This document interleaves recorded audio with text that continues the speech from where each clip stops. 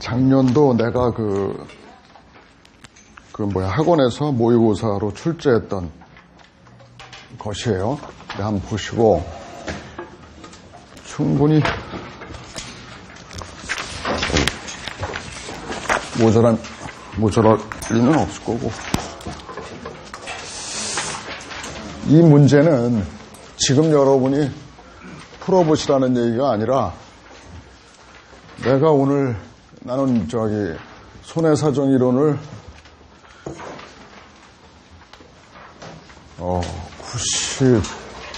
93년도부터니까 93년도부터 강의를 시작했는데, 혹시 내 이름 모르는 사람도 있겠죠, 그죠? 이름만 적을게요. 김학선입니다. 공부를 하시다가 의문나는 게 있으면 물어도 좋아요. 이메일로. 내가 이틀을 넘기는 적은 없어요. 이메일로 메일을 받아가지고 한 메일. 이게 아이디가 말하는 것처럼 내가 박일봉이가 아니라 김학선인데, 왜 아비백이냐면, 여러분이 질문을 주면 언제든지 바로 내가 돌아오겠다, 그런 뜻이에요. 그래서 질문하시고, 질문이 가능한 과목은 4과목. 보험업법, 보험계약법, 손사이론, 그 다음에 자동차보험, 실무. 손사이론은 과거 2차 시험 문제였다가 이제 1차 시험 문제로 됐죠. 그래서 옛날보다는 깊게 공부를 하지 않는데, 아예 안 하는 건 좀 곤란해. 손사이론을 잘 이해하고 있으면 2차 시험 공부할 때 좀 수월해 하실 거예요. 오늘 내가 이제 손사이론은 더 이상 강의를 작년까지 하고 안 해요. 자동차 보험을 시간이 너무 안 돼서 내게 자동차 보험까지 할 수가 없어서. 그래서 오늘 하고자 하는 거는 뭐냐면, 전체적인 그림에서 핵심적인 키워드를, 작년에 저 시험 문제를 이제 모의고사를 주었더니 반응들이, 내가 풀었죠. 그냥 다 봐라 그래가지고 작년에 모의고사를 무료로 풀었었는데, 반응들이 뭐냐면, 이렇게 어렵냐, 멘붕이다, 어쩌고 그랬는데, 이 정도 수준 나와야 합니다. 최소한으로 여러분들이 멘붕되지 말라고 하는 수준으로 만든 문제인데, 이 문제 80점 이상 맞을 수 있다 그런다면 손사이론 많이 공부한 사람이고, 60점 정도 공부하면 나올 수 있으면, 60% 맞출 수 있으면 지금 현재 나오는 시험에 한 7, 80점 이상은 맞을 거예요. 난이도는 좀 중상이라고 할 수 있습니다. 앞으로 점점 손사이론은 어려워질 겁니다. 1, 2회 이 경우에는 좀 쉬웠죠. 3회부터 좀 어려워지죠. 여러분이 듣도 보도 못한 것도 이제 나오고 그러는데, 전혀 못 들어본 거는 버리십시오. 보험하고 원론을 갖다 놓고 공부하려고 그러면 분량이 1000페이지, 2000페이지 한도 끝도 없습니다. 그거 다 한다는 건 비효율적이고, 내가 보험법에서 강조하는 것들이 이런 거거든요. 시행령, 시행규칙 버려라. 나오는 것들은 기출문제에 다 반영되어 있으니까 기출문제만 풀면, 보험업법 조문만 여러 번 읽어보십시오, 이렇게 말하는 것처럼 손사이론도 버릴 건 버려야 됩니다. 공부를, 내가 작년에 받은 메일 중에, 선생님 저 손사이론 100점 맞았어요 하고서 이렇게 메일을 받았는데, 그 메일을 받는 순간 좀 기분이 묘합니다. 넌 무엇하러 그렇게 100점씩 맞았냐? 속으로. 누군지 모르죠. 메일로 받았으니까. 그 친구가 요즘에 열심히 자동차 보험 질문을 해와요. 그러니까 작년에 떨어졌다는 얘기죠. 2차에서. 바보 같은 짓이야. 1, 2차를 동시에 합격하려고 하는 전략을 미리 좀 세웠으면 지금도 늦지 않습니다. 내가 한 예를 드릴게요. 94년도에 한 친구가 전역을 하고 나를 찾아왔는데 3월이었습니다. 3월 중순쯤, 이맘때였던 것 같아요. 전역하면서 손해사정사 공부를 하려고 그러는데, 지금 공부해도 합격할 수 있습니까? 있죠, 업투유죠. 너에게 달려있죠. 근데 그 친구가 됐어요. 됩니다. 그때 더 어려웠습니다. 그때 한 20명 뽑던 때예요. 하면 됩니다. 지금 여러분 300명씩 뽑죠. 막. 그러니까 어렵지 않아요. 근데 막 어렵게 여러분들이 그 접근을 하고 있더라고. 내가 오늘 긴 얘기를 할 수는 없고 오늘 6시간 동안에 어쨌든 내가 생각하는 손사이론의 맥이라고 할 수 있는 것들을 전부 다 건드려야 하는, 그래서 그래서 굉장히 도움이 많이 됐다 소리를 들어야 하고, 그 결과는 저 사람이 손사이론을 나한테 저렇게 강의를 해줬었는데 자동차 보험 되게 어렵던데 저 사람이 자동차 보험을 얼마나 쉽게 재미있게 가르쳐주고 나한테 효율적으로 가르쳐줄 수 있을지 가늠자가 될 수 있겠다. 난 내가 원하는 바는 그거예요. 그래서 여러분들은 어떻게든 손사이론에 고득점을 시켜서 합격을 시키고 자동차 보험에 얼마나 진지하고 얼마나 재미있고 이렇게 엉뚱한 과목이 아니다라는 걸 좀 강조하고 싶은 거예요. 내가 여러분들이 많이 모인다라는 카페, 그 카페가 있기 이전에는 우리 학원의 홈페이지가 물론 당연히 제일 많았었습니다. 그건 뭐 과거 학생들 아는 사람 있으면 물어보면 아실 거예요. 로이즈 외에는 학원도 아니었으니까 옛날에. 근데 어쨌든 지금은 내가 현실을 받아들여요. 지금에 있어서 내가 자동차 보험 책들을 보는데 이건 도대체 공범도 막 물어주는 막 그런 책들이 난무하고 있어요. 그러니까 예를 들면 차를 키를 꽂아놓은 차가 있는데 그 차에 두 놈이 공모를 합니다. 공범이에요. 공모를 해가지고 저 차를 절취해 옵니다. 근데 이 자동차의 차주가 차량 관리상의 과실이 있다는 이유로 운전한 공범과 운전 안 한 공범이 있는데 운전 안 한 공범이 차주한테 자배법상 손해배상 청구권을 행사할 수 있다는 내용을 보고, 이건 뭐 대한민국 완전히 뭐 범죄의 나라 만드는구나. 말도 안 되는 얘기입니다. 공범은 행위 가치가 똑같습니다. 그러니까 여러분 계약법에서 이렇게 말하죠. 대표자 책임이론은 부정하지만 만약에 그자와 사전에 공모한 관계에 있다든가 적극적으로 종용했다든가 하는 경우에는 면책입니다. 고의 면책이 타자의 고의로 보험계약자나 피보험자에게 고의 없을 때 면책될 수는 없지만 대표자 책임이론을 부정하니까. 그러나 공범에 대해서는 행위를 공동으로 했건 아니면 시켜서 고의를 창조했건 아니면 고의를 가지고 행위를 하는 자를 갖다가 지켜봐주면서 망을 봐줬던, 모두 이건 행위를 똑같이 보는 겁니다. 공범이에요, 이게. 넓은 의미의 공범. 따라서 모두 면책입니다. 근데 그 같이 훔친 자 중에 하나가 운전을 안 했다는 이유로 손해배상 청구권을 행사할 수 있다는 책이 버젓이 팔립니다. 그리고 여러분들은 열심히 공부하고 있어요. 이거 문제 많구나. 그러니까 어려울 수밖에 없죠. 이건 도둑놈도 물어주는 이런 것이 우리나라 보험이거나 아닙니다. 근데 실무하는 사람이 써놓은 책, 실무를 했던 사람이었길래 더 뭐한데. 어쨌든 각설하고 저는 여러분들이 1차 시험에서 고득점 해가지고 합격하기를 원치 않습니다. 그거 밥 같은 짓이에요. 그냥 2차 시험을 치르기 위한 과정입니다. 그러니까 1차 시험에 너무 매몰되지 말고 나한테 그 계약법인이 듣는 학생들한테 내가 이런 얘기를 합니다. 4월이 오기까지는 3월까지는 1차와 2차를 3월 달에도 반절씩 이렇게 발을 양쪽으로 디뎌라. 그래서 자동차 보험이나 네가 2차 과목을 열심히 읽으면서 반절 읽고 그 다음에 1차 과목도 조금씩 보는. 그러나 4월 달에 가가지고는 1차 시험에 떨어지면 2차도 없으니까 올인하라. 이렇게 얘기를 하는데 지금부터 올인하고 있는 사람은 없을 거라고 봐요. 2차 시험도 계속 만지고 가지고 가야 됩니다. 하여튼 오늘 손사이론 저하고 6시간 동안 전 분야를 한번 살펴봅니다. 보험은 말 자체가 이 보호한다라는 거죠. 뭐로부터? 위험으로부터. 그러니까 보험은 위험이 있기 때문에 존재합니다. 해서 위험은 보험의 존재 근거입니다. 리스크의 개념에서 시험 문제 많이 나와요. 손사이론이 다른 거 아닙니다. 손해보험에 있어서 공통적인 것, 즉 손해액을 조사하고 결정하는 데 필요한 이론들을 갖다가 시험으로 보는 거예요. 그러니까 손해보험입니다. 그냥 그렇게 이해하시면 돼요. 손해보험의 존재 이유는 뭐냐? 위험이 있어서요. 그럼 위험이 뭐길래? 그래서 위험의 개념 좀 아셔야 되는데 리스크에서 통상 두 가지 입장에서 접근을 해야 됩니다. 하나는 개별 계약자 입장에서, 즉 소비자라고 하겠습니다. 사는 사람의 입장에서는 불확실성이라고 이해합니다. 어느 certainty. 위험은 불확실성입니다. 이 입장은 소비자가 왜 보험을 사는 그런 행동을 하는가를 설명하게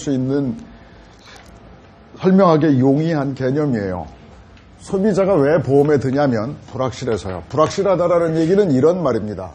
그 P가 확률이 제로가 아니라는 얘기고 P가 1도 아니라는 얘기입니다. 만약에 P가 1이라는 얘기는 반드시 발생한다는 뜻이니까 불확실성 없어요.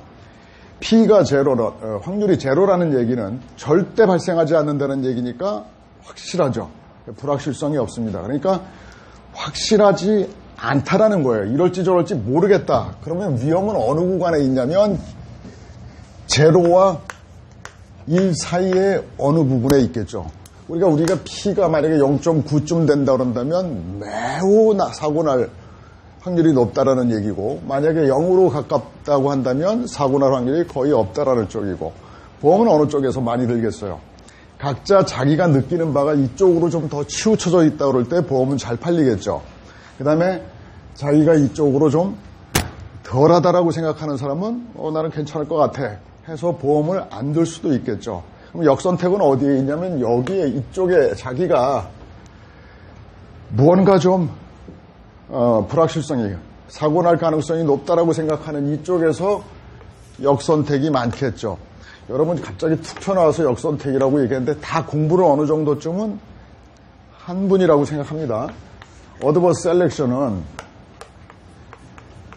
어떤 일본인 학자가 이런 말을 했습니다. 히든 인포메이션이라고. 그러니까 정보를 숨기는 거예요.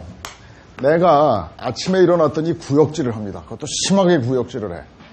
변을 보고 났더니 혈변을 봤어요. 이 사람 무슨 생각을 할까요? 나 생명보험 들고 싶다. 이런 생각 들겠죠. 그러니까 위험이 발생할 확률이 높은 사람일수록 보험을 들어요. 그런 위험일수록 보험자는 싫어하는 위험이에요. 그게 어드버스 셀렉션이에요. 역선택이. 그래서 항상 보험은 역선택입니다. 그리고 발전도 역선택을 통해서 발전해요. 모든 사람이 나는 절대로 사고 안 날 거야 라는 확신을 갖고 산다 그런다면 보험에서 필요 없어요. 근데 사람들이 왠지 오늘은 건강이 좀 이상한 것 같다든지 예전과 같지 않다든지 하는 느낌을 느끼는 순간부터 어쩔 수 없이 역선택으로부터 보험을 시작돼요. 근데 문제가 뭐냐면 지나친 역선택이 문제죠. 그러니까 왜 역선택이라고 말했냐면 원래 위험을 선택하는 것은 보험자입니다. 청약을 보험계약자가 해오면 여러 가지 위험 사정을 고려해가지고 내가 이걸 받아들일 건가 말 건가를 결정하는 건 보험회사인데 거꾸로 자기의 위험을 선택시키려고 애를 쓰는 청약이 바로 역선택이에요. 역선택이 집중되는 것들은 대개 다 위험이 높다고 생각하기 때문에 보험에 드는 거예요. 젊은 사람일수록 생명보험 들어있지 않습니다. 근데 30대, 40대 넘어가야 보험의 필요성도 느끼고 암보험도 막 사고 그러는 겁니다. 그러니까 역선택이 반드시 나쁜 건 아니에요. 나쁩니다. 근데 반드시 나쁘다고는 할 수 없어요. 역선택이라는 것에 어차피 보험은 그것을 먹고 자라는 건데 이게 이제 극단적일 때 역선택이 가져오는 것은 이게 히든 인포메이션이에요. 내가 구역질 엄청 하고 뭔가 수술도 받았고 우리 유전적인 병도 좀 유전적으로 좀 안 좋은 것이 있는데 이런 걸 숨기고 보험 계약을 체결하는 거예요. 그러니까 역선택은 고지 의무 위반의 대표적인 모습이에요. 그러니까 히든 인포메이션이라는 게 바로 그걸 숨기는 거예요. 인포메이션을 숨기는 거. 자, 인포메이션은 어떤 의미가 있나요? 정보라는 것은 가격의 왜곡을 가져오죠. 다나와 애누리 이런 그 사이트들 아시죠? 그런 것들이 있음으로 어떻게 됩니까? 누구나 가장 최저가로 살 수 있는 뭐 그런 기회들이 생기죠. 근데 이런 정보가 다 어디에서 얼마에 팔고 있는지를 모른다고 한다면 나만 비싸게 사는 거예요. 그러니까 히든 인포메이션 역선택은 어떤 의미가 있냐면 그러한 역선택이 생김으로 해가지고 보험자가 보험료를 더 많이 받았어야 하는데 더 받지 못한 것이죠. 어쨌든 지금 내가 얘기하려고 하는 것은 소비자 입장에서 왜 보험에 드는가? 내가 위험하다고 불확실성이 있다고 느끼기 때문입니다. 그런데 그러면 집을 한 채 가지고 있는 사람이라 그러면 다른 화재가 많이 나니까 그 사람도 화재의 위험에 처해져 있고 다른 집을 가진 사람도 화재의 위험에 처해져 있는데 화재 보험이 100% 들어있는 건 아니거든요.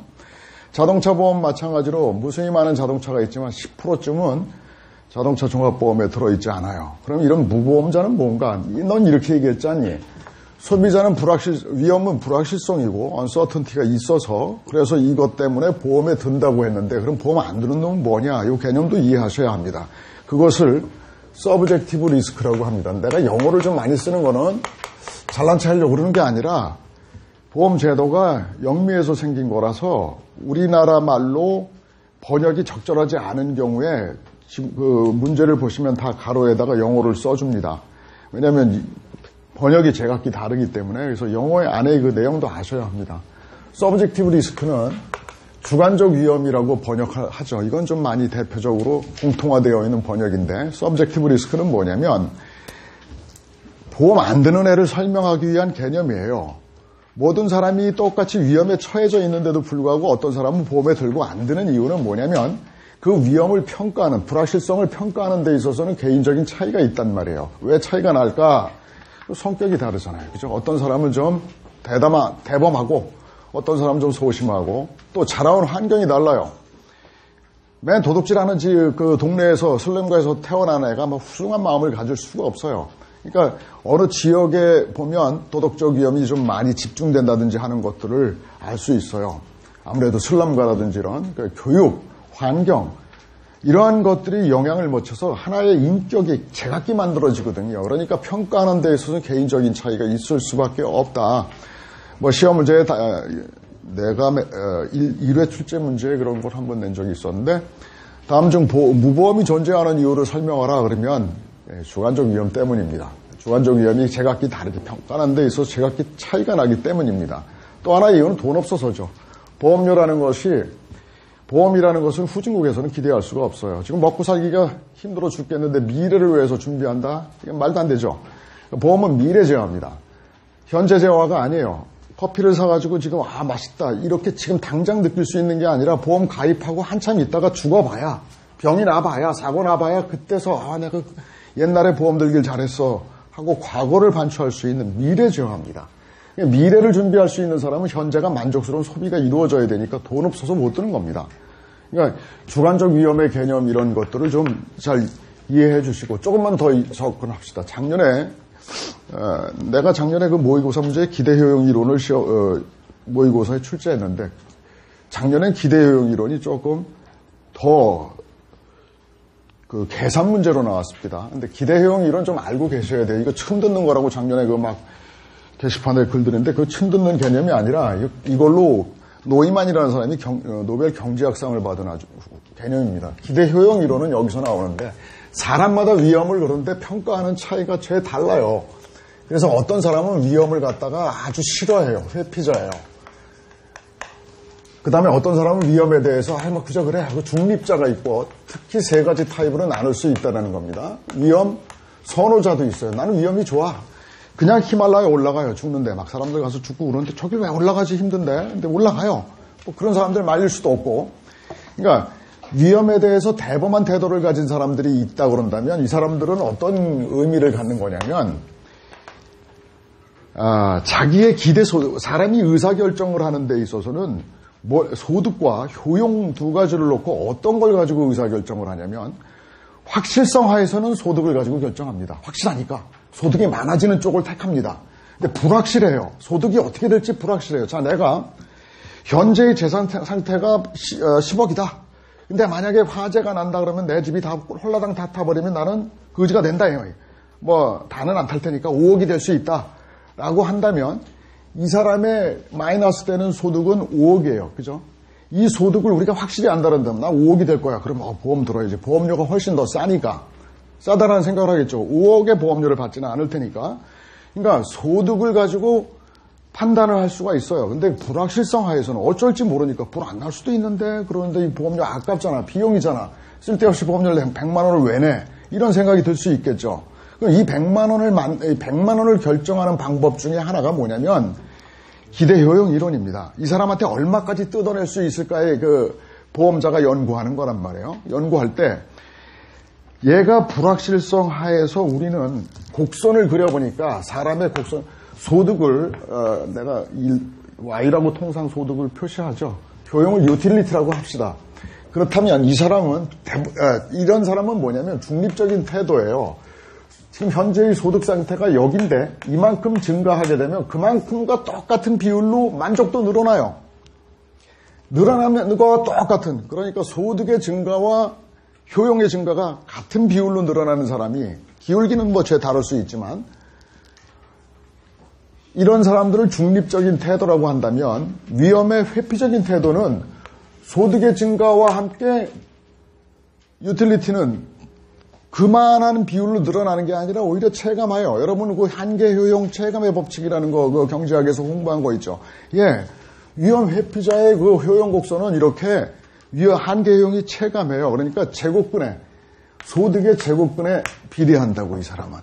그런데 위험의 선호적인 태도는 돈이 늘어 미치게 좋은 거예요. 지금 막 2배로 좋습니다. 소위 2차 그 Y 제곱으로 그냥 늘어나는 겁니다. 이 사람의 효용은. 그러니까 이 중립적인 태도의 효용 곡선은 1차 함수, 그 다음에 그 위험 회피적인 태도의 사람은 이걸 뭐라 그러죠? 이 함수를 루트 함수, 루트 함수입니다.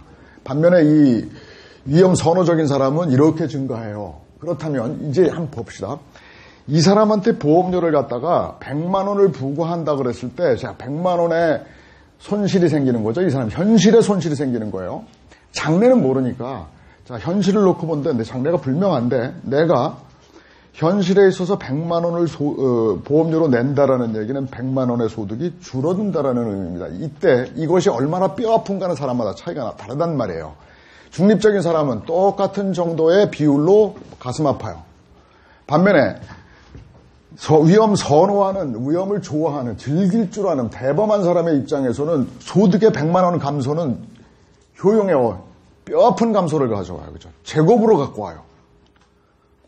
무슨 말인지 알겠죠? 반면에 위험의 회피적인 태도를 가지고 있는 사람의 곡선이 대부분인데, 모든 사람은 거의 95% 이상, 뭐 99% 이상이 다 효용이 이러한데, 소득이 요만큼 감소하면서 이 사람의 효용은 어느 만큼 감소하냐면 조금 감소해요.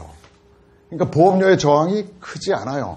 자, 그러니까 너에게 기대되는 나중에 기대소득이 이만큼 줄어들 수 있는 것을 지금 현재 상태에서 효용 요만큼의 감소로, 조그마의 감소로, 이렇게 루트 곡선을 가지고 있으니까 조금의 감소로 너의 위험을 처리하는 거야. 그러면 이 사람은 흔쾌히 그 액수를 지불하죠. 그럼 얼마까지 지불할 수 있을까를 우리는 계산해낼 수 있다라고 가정하는 거예요.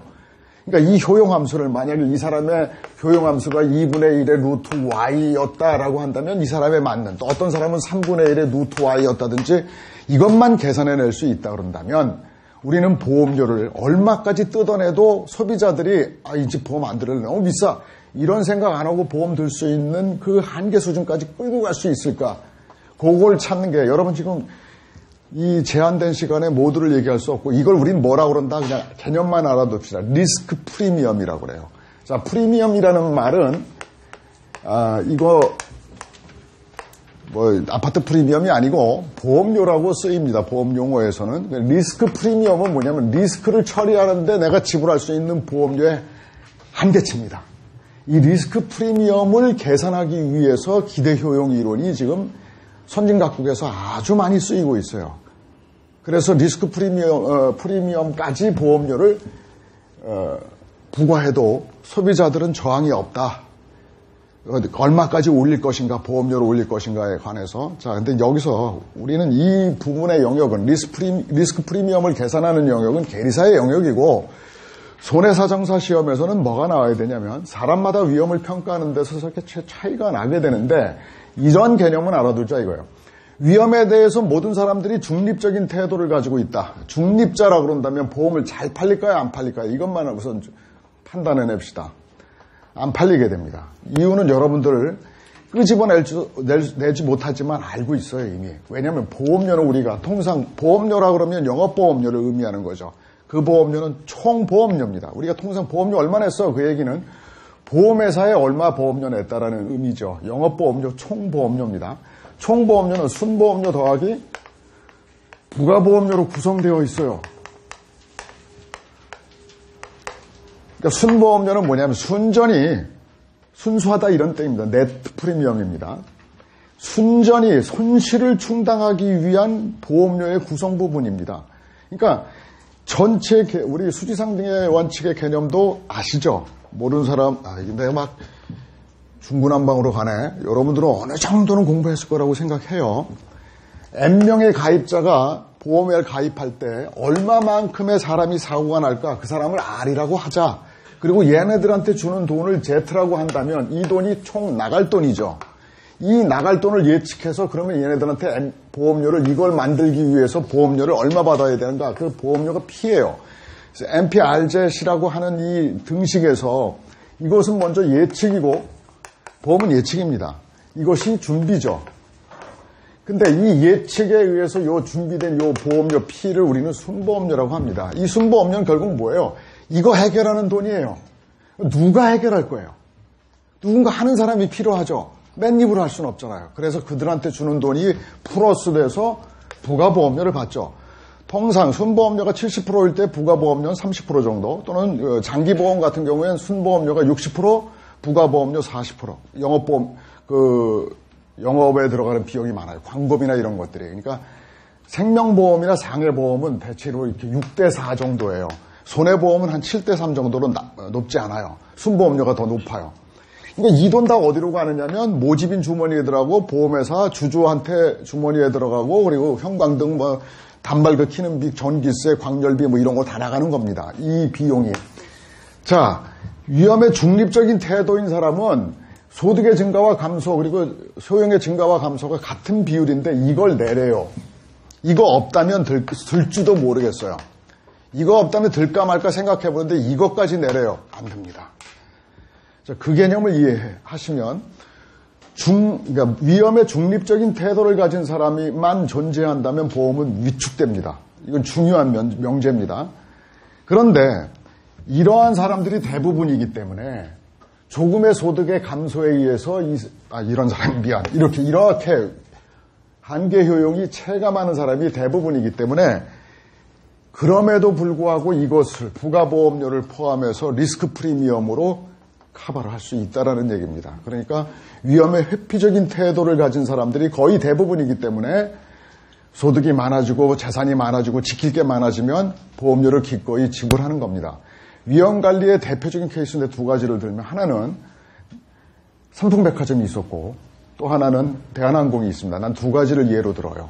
대한항공 내가 둘 다를 그 사건을 수임했었기 때문에 알아요. 삼풍백화점을 옛날에 수임했었는데 우선 보험 계약부터 확인을 했습니다. 아무것도 없습니다. 최저 의무보험으로 가입을 국가에서 강제하고 있는 거, 인허가를 받기 위해서 필요한 거 외에는 하나도 안 들었습니다. 그러니까 삼풍백화점의 이준 회장은 무슨 생각을 한 거냐면 보험은 낭비라고 생각한 거예요. 반면에 대한항공은 어마어마합니다. 보험이 다 커버되어 있을 뿐만 아니라 대한항공의 직원이 3인 1조가 되어가지고 유사시 사고가 났을 때 비상체제로 유족들 찾아다닙니다. 3인이. 하루에 한 명씩 번갈아 가면서. 그래가지고 유족을 설득합니다. 그게 옛날 대한항공, 러시아가 미사일 쏴가지고 떨어진 적 있죠. 그때 그 사건을 그렇게 했습니다. 근데 그런 얘기를 길게 할 적은 없고. 하나씩 또 재밌는 거, 우리나라의 최초로 징벌적 배상액이 매겨졌던 사건이 대한항공, 러시아에 격추됐던 그 사건입니다. 그게 퓨니티브 데미지가 그때 처음 우리나라가 미국 법원에서 한 대 두들겨 맞았습니다. 그런데 여기 얘기하려고 하는 것은 자, 사람들마다 어떤 사람은 보험에 안 드는 이유가 뭐냐? 그러면 좀 세세히 들어가면 위험 중립자, 위험 선호자, 보험을 싫어하는 이유가 있습니다. 뭡니까? 부가보험료다. 이 개념 이해해 주십시오.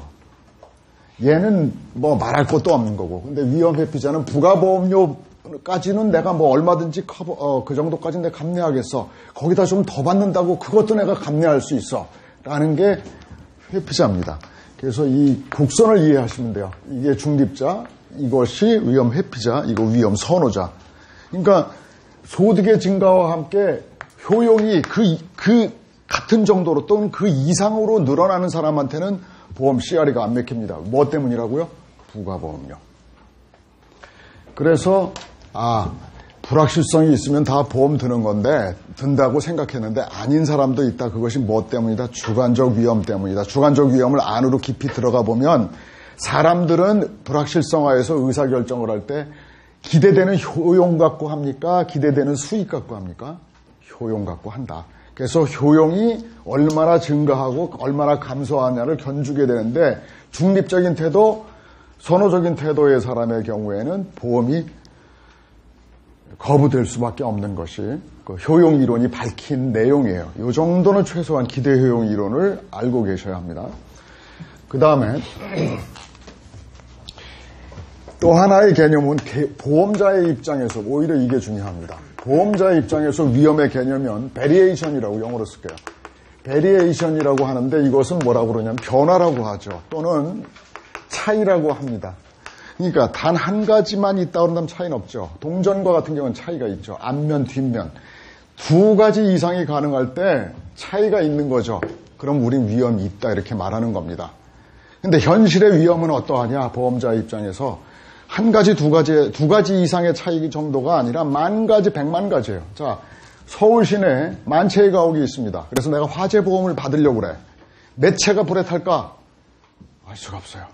한 채, 두 채, 세 채, 네 채, 만 채까지 만 가지의 경우 더하기 그 애는 한 채도 안 탈 수도 있어요. 만 한 가지가 가능합니다. 그러니까 보험자가 그 판매하고 대응하는 이 여러 가지 상품들의 위험은 이렇게 다양합니다. 그래서 이때 보험자의 입장에서는 베리에이션이 리스크라고 했죠. 디그리 오브 리스크가 중요합니다. 디그리가. 그 위험의 정도가 어떠하냐가 더 중요해요. 디그리 오브 리스크. 위험도라는 개념입니다. 자, 위험도는 어떤 때 더 커요? 두 가지가 가능한 경우와 10가지 가능한 경우. 10가지 가능한 경우가 디그리 오브 리스크, 위험도가 크다라고 말하겠죠. 10가지가 가능하니까 예측이 어려워진다는 뜻이에요. 아까 내가 이런 얘기했죠. 보험은 예측입니다. 근데 디그리 오브 리스크가 크다라는 얘기는 10가지가 가능하고 만 가지, 100만 가지가 가능하다고 한다면 예측이 점점 어려워진다 이런 얘기죠. 예측을 해야 되는데 예측의 곤란성을 디그리 오브 리스크라고 해요. 그런데 우리는 예측할 수 있어요. 보험자는 예측합니다. 예측하는 게 뭐냐? 통계입니다. 그래서 이 보험자 입장에서는 통계라는 정보가, 인포메이션이 굉장히 중요합니다. 통계를 가지고 있어요. 서울시에서 내가 관찰을 해봤더니 1%가 화재가 나더라. 그러면 몇 채가 불날까 이거 고민할 필요 없어요. 만 곱하기 1% 하면 됩니다. 그러면 만약에 아까 여기다가 대입을 해봅시다. N명이 10,000명인데 얼마의 보험료를 받을까 모르겠다. 그런데 이 중에 1%가 사고 난다 그랬으니까 100채 사고 나는구나. 그래서 얼마의 보험금이 지급될까. 자, 물론 현실의 세계에서 1억짜리 집이라고 칩시다. 억이 탈 경우, 9천이 탈 경우, 8천이 탈 경우 죄가 다르겠죠. 근데 그냥 가정에서 모두 다 탄다고 가정을 할게요. 그럼 100억이 필요하다는 얘기예요. 그죠? 이 100억을 계약자 10,000명한테 나누면 됩니다. 그러니까 피는 얼마가 돼요? 100억 나누기 만입니다. 그러면 한 사람당 받아야 할 보험료가 같습니다. 그럼 여러분 여기서 또 이렇게 얘기할 수 있을 거예요. 위험도가 제일 다를 수도 있는데 위험의 정도가 어떤 사람은 맨날 불을 가고 맨날 불 때는 그런 일을 하는 사람이고 어떤 사람은 거의 삼시세끼밖에는 안 먹는 사람인데 똑같을 수는 없어요. 그거는 다른 해자들하는 차후의 문제고 일단 위험이 동질이라고 한다면 모두 100만 원쯤 될 거예요. 계산하면 100만 원씩을 부과하면 10,000명한테 100억을 거둘 수가 있어요. 그러니까 화재보험을 운영할 수 있습니다. 여기다가 이제 이건 순보험료죠. 네, 이 개념도 중요한 개념입니다. 수지상등의 원칙, 급부, 반대급부 균등의 원칙도 아시죠? 요게 수지상등의 원칙. 다시 말해서 N명으로부터 받은 보험료 P, 수입보험료는 지급하게 될 지급보험금과 같아야 한다는 원칙이죠. 수지상등입니다. 서로 같아야 한다는 원칙. 이거 약간 식을 변환하면 양쪽에다가 n분의 1씩 곱하면 n분의 r 제시되겠죠. 이건 뭡니까? n분의 r이 확률이죠. 그죠? 개별 계약자, 한 사람 한 사람의 계약자에게 지불을 받아야 하는 보험료는 n분의 r의 z입니다. 사고가 날 확률에 따라서 크기가 달라지죠. 병원 맨날 가요. 그러면 보험료 많아져야 되는 거고 별로 안 아파요. 그러면 보험료 낮아지는 거고 그러니까 이건 개별 계약자의 급부 반대급부 균등의 원칙은 개별 계약자에게 있어서 그 보험료 결정 원칙입니다. 요 P는 N분의 R의 Z를 실현하는 제도가 뭐예요? 고지의무입니다. 그리고 그것이 통지의무입니다. 자, 근데 먼저 수지상등의 원칙에서 우리가 말하고자 하는 이 P가 급부 반대급부 균등의 원칙, 수지상등의 원칙에서 말하는 이 P가 뭡니까? 순보험료입니다. 급부 반대급부 균등의 원칙과 수지상등의 원칙에서 말하는 P는 순보험료라는 거예요. 영업보험료가 아닙니다. 순보험료가 먼저 결정되고 나면 나머지는 부가보험료는 거기다가 정액을 붙일 수도 있고 정액법도 있어요. 또는 정률법으로 일정 비율을 더하든 부과하면 되는 겁니다. 그래서 부가보험료잖아요. 그러니까 순보험료만 결정되면 돼요. 오늘 보험료 산출하는 법도 좀 뒤에서 볼 건데 나오니까요. 시험에 간단한 보험료 산출의 이론에 대해서 시험 문제가 나오니까. 그래서 차이입니다. 그러면 이 사람들한테 100만 원씩 해가지고 보험료를 받았어요. 10,000명한테. 그러면 딱 100억어치 불이 나느냐? 그렇지 않죠. 환상적이죠, 그거는. 안 그래요. 100채가 탈 거라고 예측했는데 110채가 탔다든지 120채가 탔다든지 130채가 탔다든지 또는 생각보다 덜 타가지고 뭐 90채가 타든지 80채가 타든지 그럴 수가 있죠. 이처럼 실제 예측치하고 실적치하고는 다를 수가 있어요. 우리가 예측을 했는데 실적치가 달라요. 뭐 어떤 게 앞으로 가도 상관없습니다. 그러니까 예측했던 것이 100채인데 실제는 90채 탔다든가 110채 탔다든가 이런 불가의 절대값, 그 차이, 그걸 우리 뭐라 그러냐면 오브젝티브 리스크라고 합니다. 객관적 위험. 안 맞는 정도를 객관적 위험이라고 하는 겁니다. 보험자가 예측을 했는데 자, 리스크, 오브젝티브 리스크입니다. 자, 객관적 위험이 존재한다라는 것은 어떤 의미를 갖는가요? 보험 못 해먹겠다라는 얘기입니다. 안 맞으니까 손해볼 수가 있다라는 얘기고 또는 거꾸로의 경우에는 계약자한테 바가지 씌울 수도 있는 거예요. 100채 탄다고 그랬는데 80채밖에 안 타는데 보험료 100억 받았단 말이에요. 80억 줄 거면서.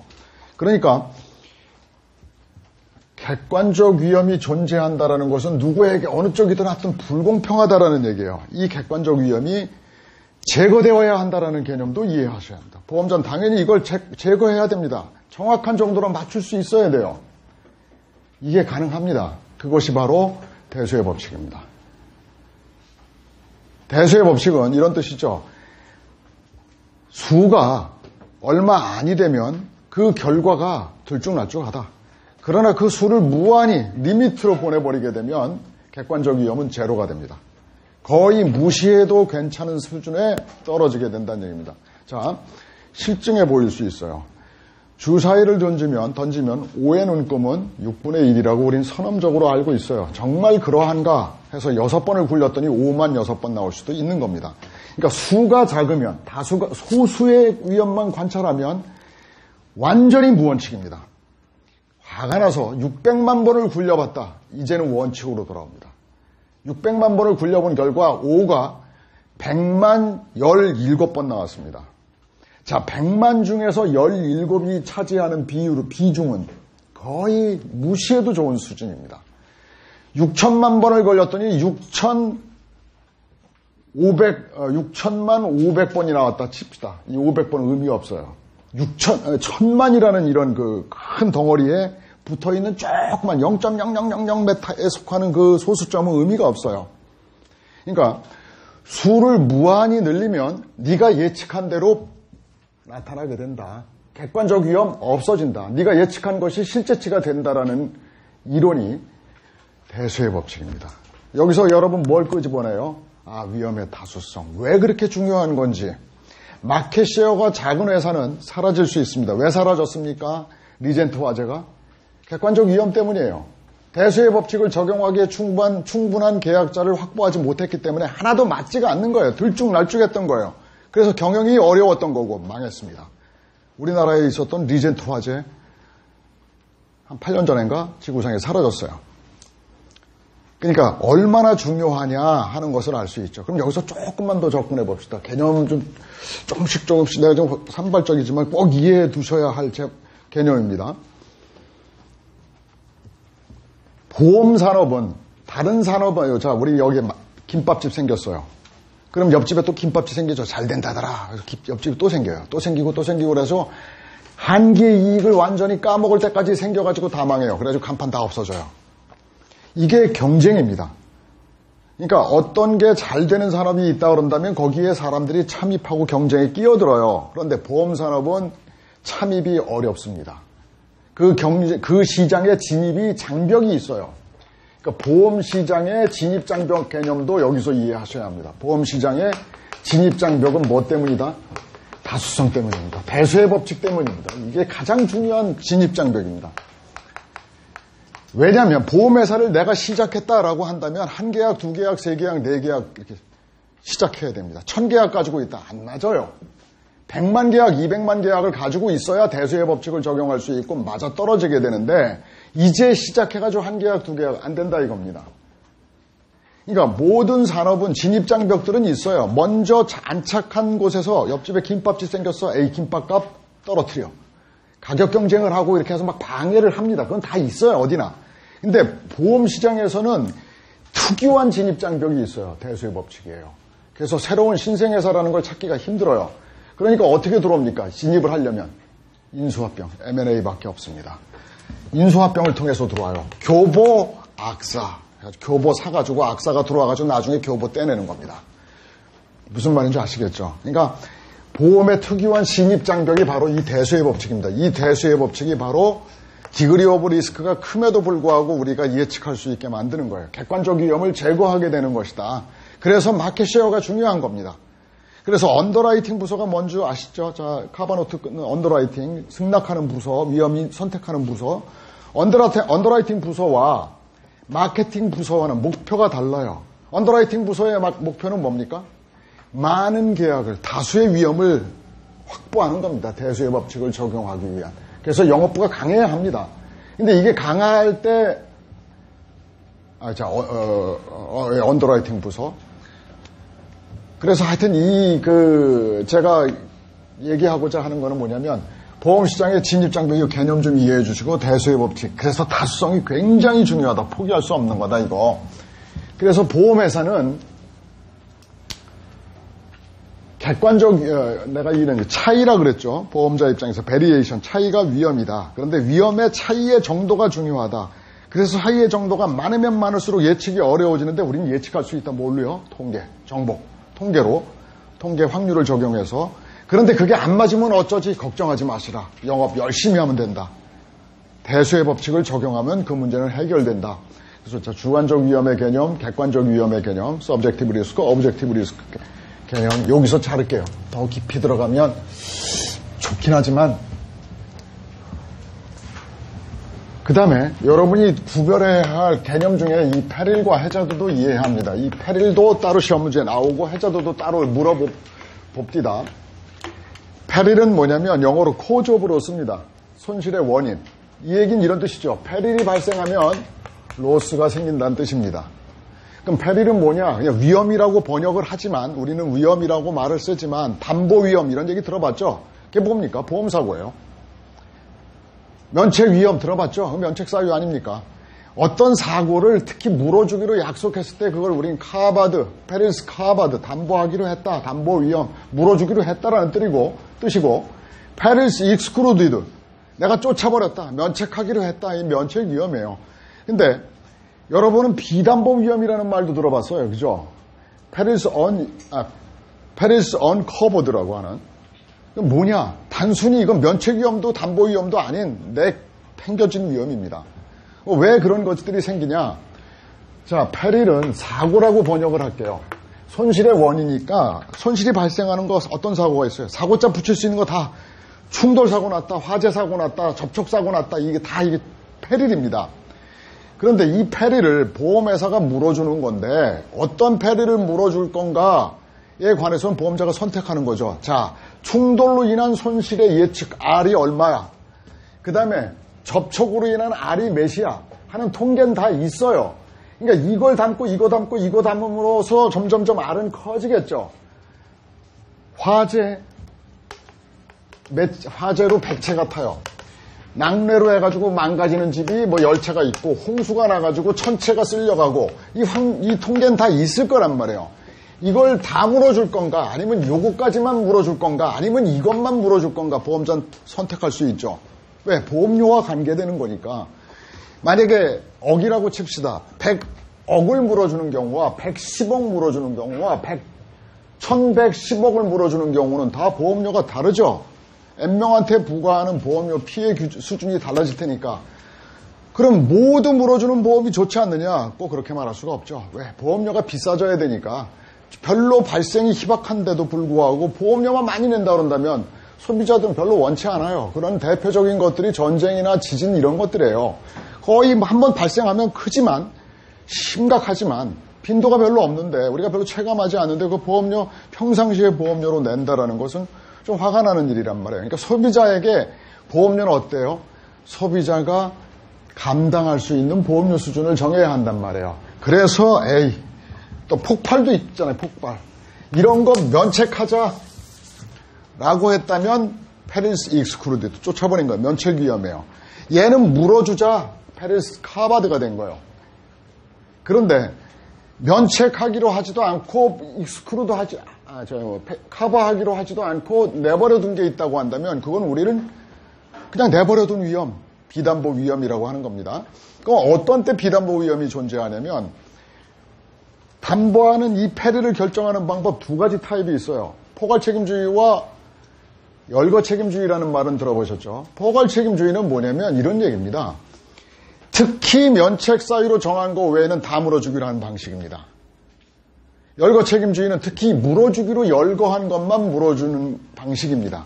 거꾸로 얘기할게요, 그러면.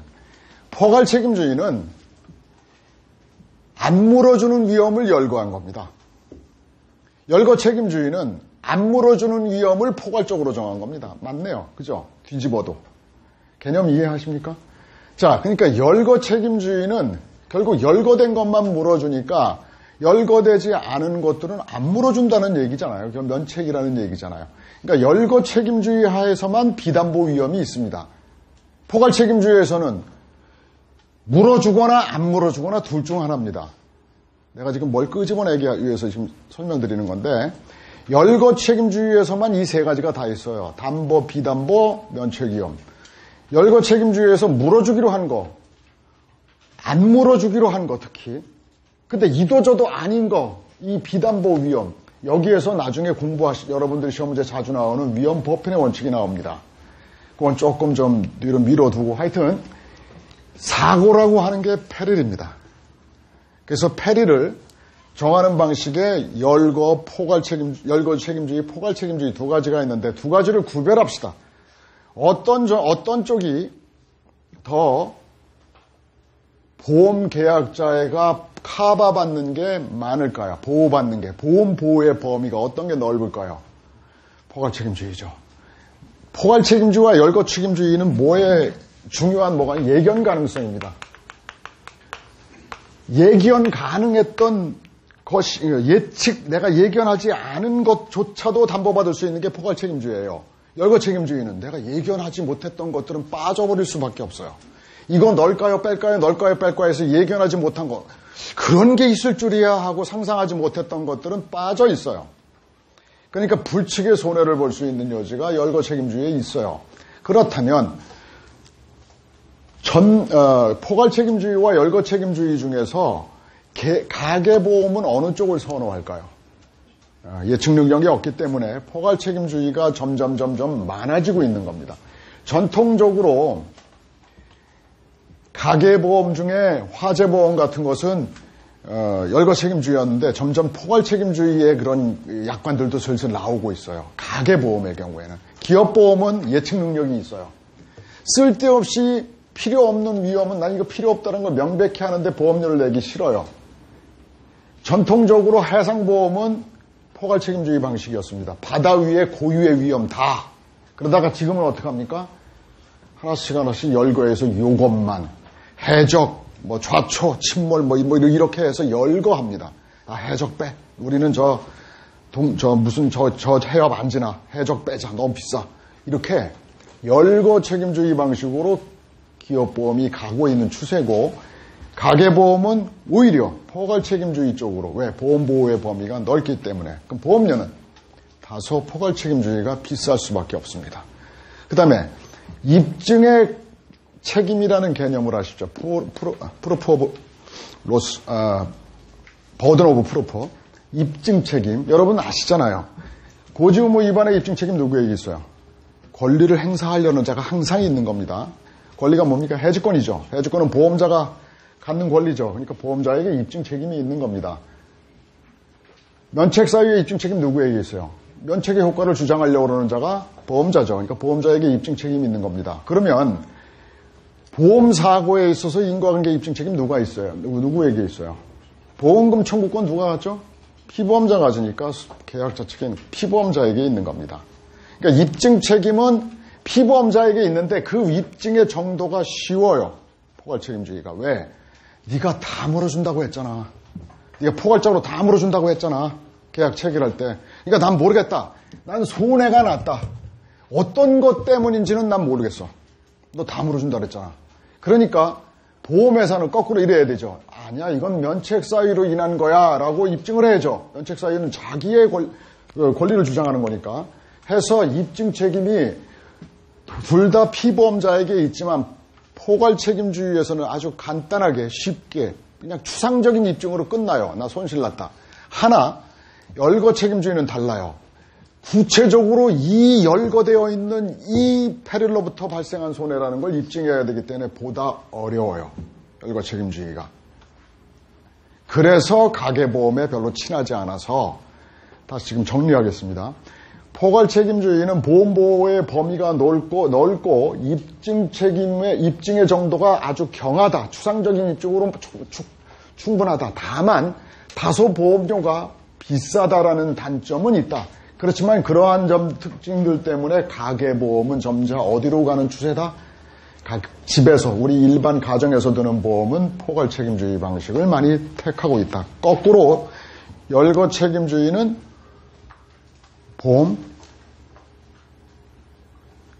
기업보험에서 선호하는 입장에 있다. 지금 이제 페릴 얘기 나왔으니까 하나만 더 합시다. 인과관계의 문제.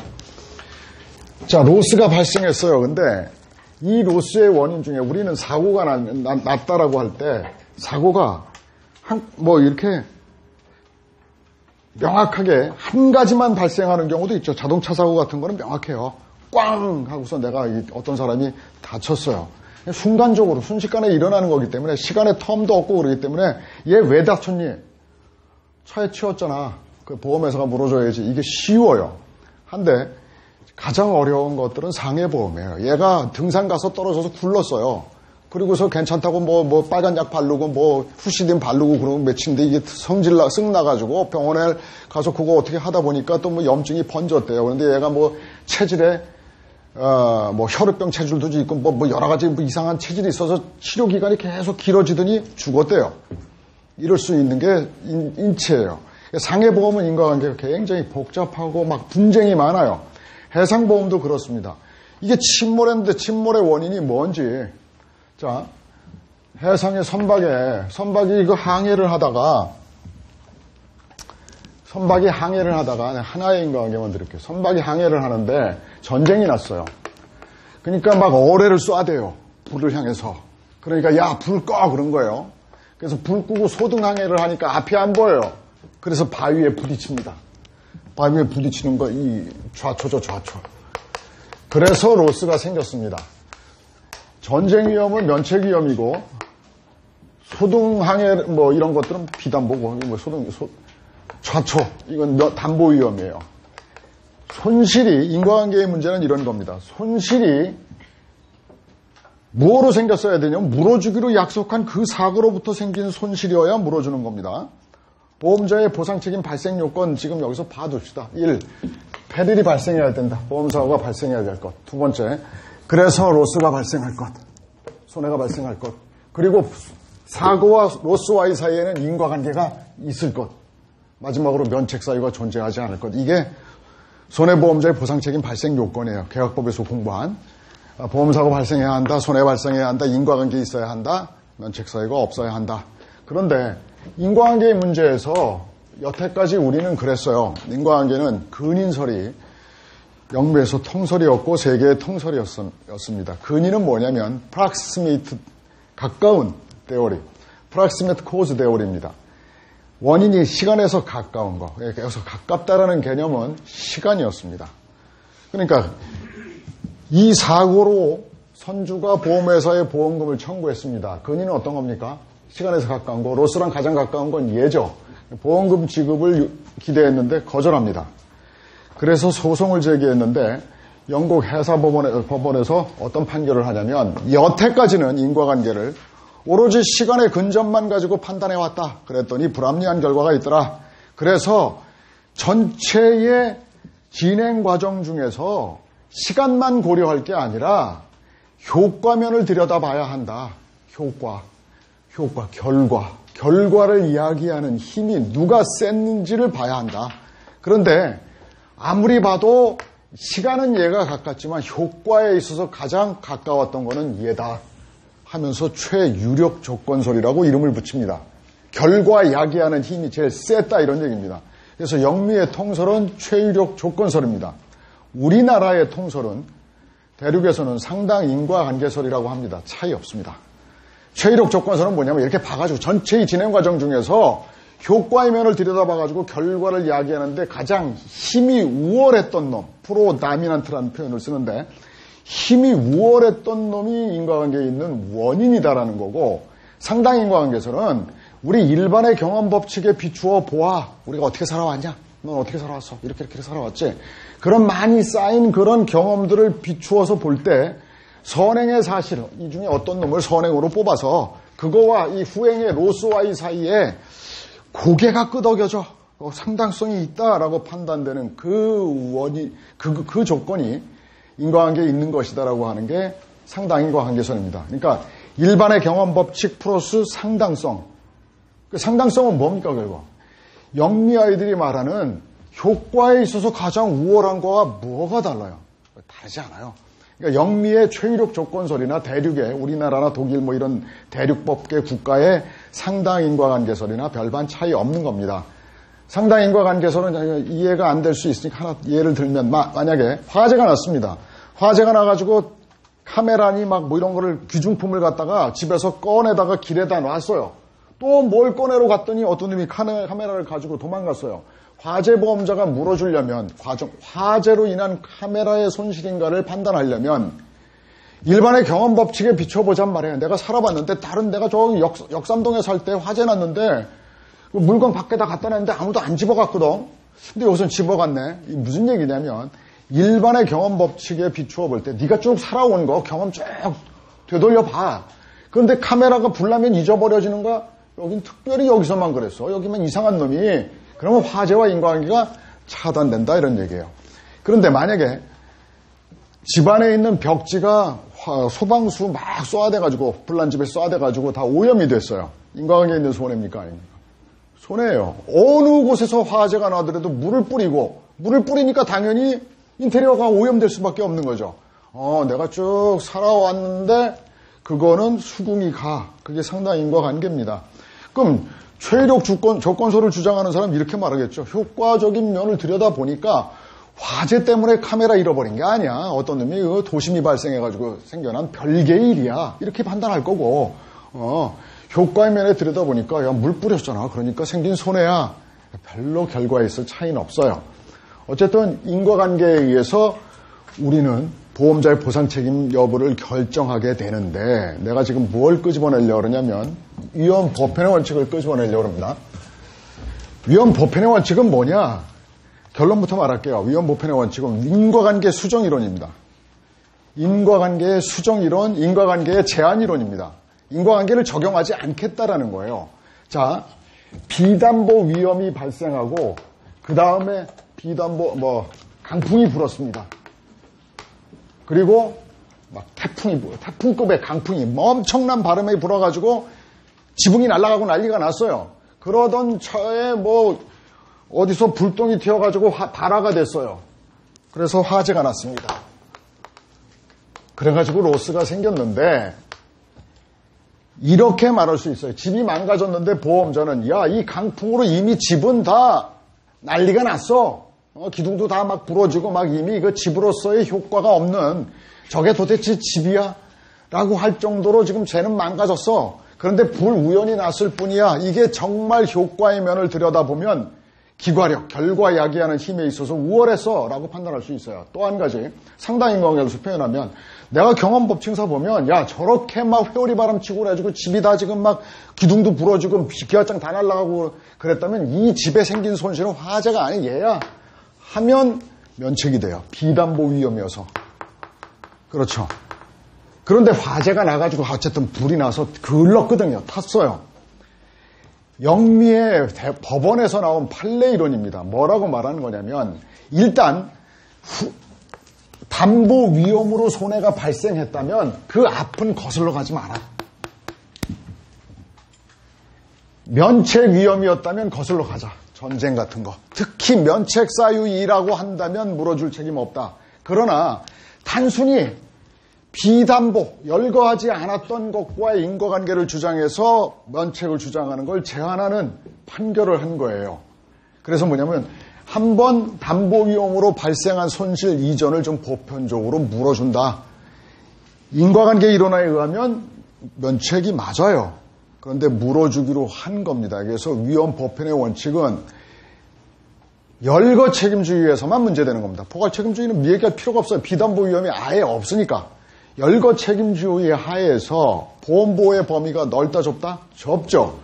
좁은 보험보호의 범위를 그나마 또다시 인과관계 이론에 의해서 제한하는 것, 더 좁혀지는 것을 방지하기 위한 수정이론입니다. 근데 한 가지 단서를 붙여야 됩니다. 선행하는 인과관계에 있는 위험이 면책사유이면 그렇지 않습니다. 면책사유가 인과관계에 있다면 위험보편의 원칙은 적용의 여지가 없습니다. 왜일까요? 여러분은 계약법 공부하셨다면 면책사유를 두는 이유가 뭡니까? 보험자의 입장에서 위험이 갖춰야 할 필수적 요건 4가지를 꼭 알아두셔야 합니다. 첫째는 뭐냐면 보험자가 담보하는 위험은 막 마음 인위적으로 이야기하는 그런 위험 안 됩니다.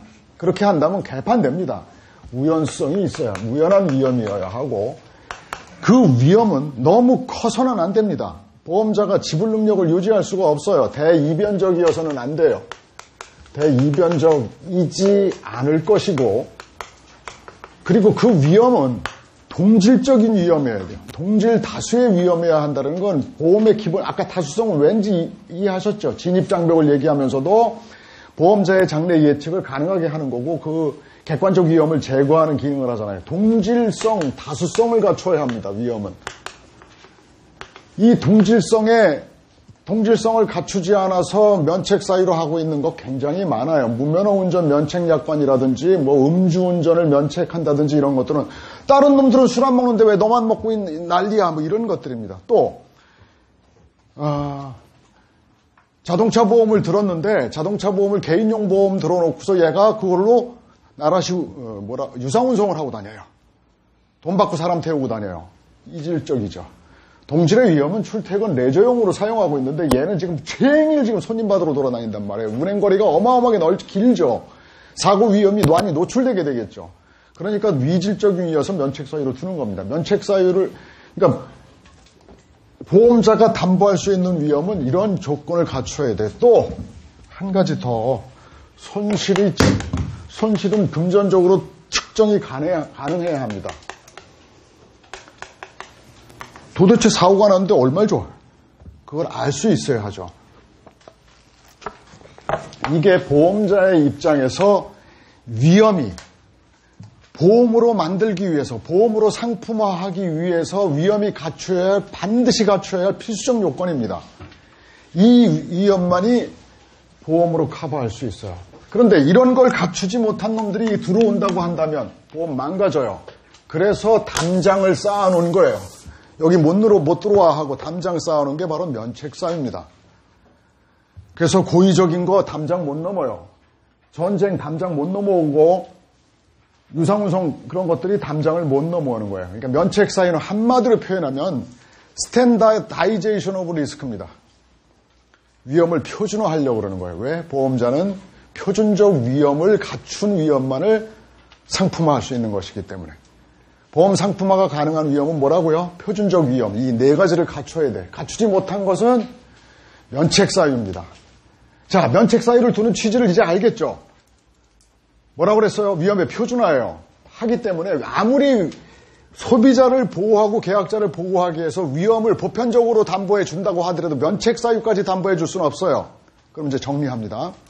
열거 책임주의 하에서 담보 위험으로 일단 손해가 발생했다면 그 선행 위험은 묻지 않는다. 비담보 위험은 묻지 않겠다. 그러나 면책사유가 선행 위험일 때는 묻는다. 이게 위험 보편의 원칙이란 말이에요. 다르게 표현하면 열거 책임주의에서 인과관계 이론의 수정 또는 제한 이론입니다.